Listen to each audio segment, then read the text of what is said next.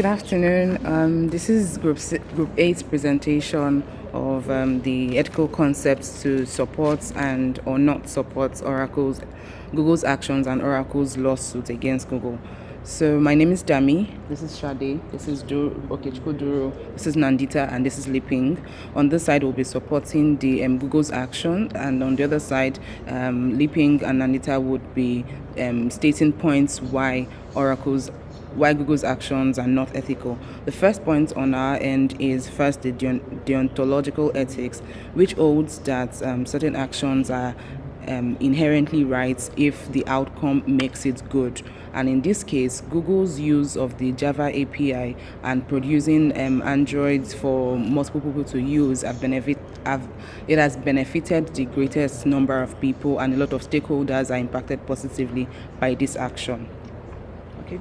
Using the Pagano model, the first one, is it legal? Yes, I would say it is. We believe that it's legal because we follow the general public license. And the second point, the benefit cost test.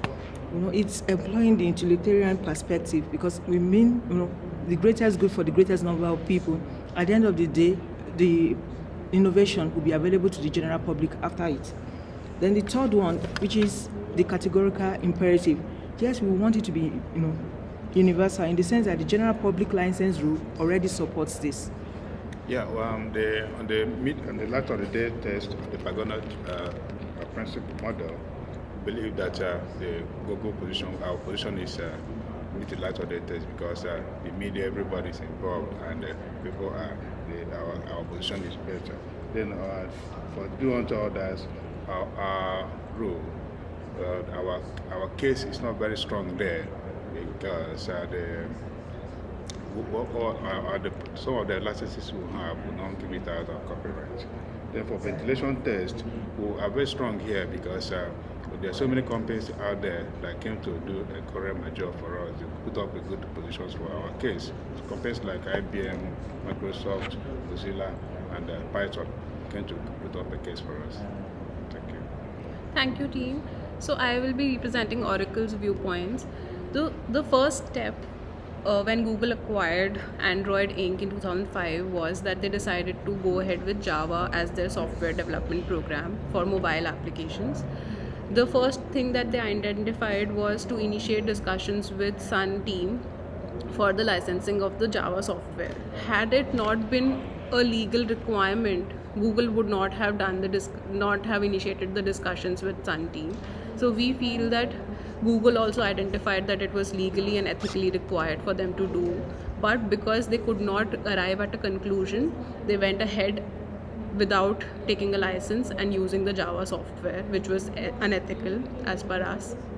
The second point here I would like to make is that Google, as a very big corporation, so powerful, does not have an ethics board in place. This decision was not reviewed by an ethics board, which should have been, because it is such an important decision, and actually the future of Google and depended on it.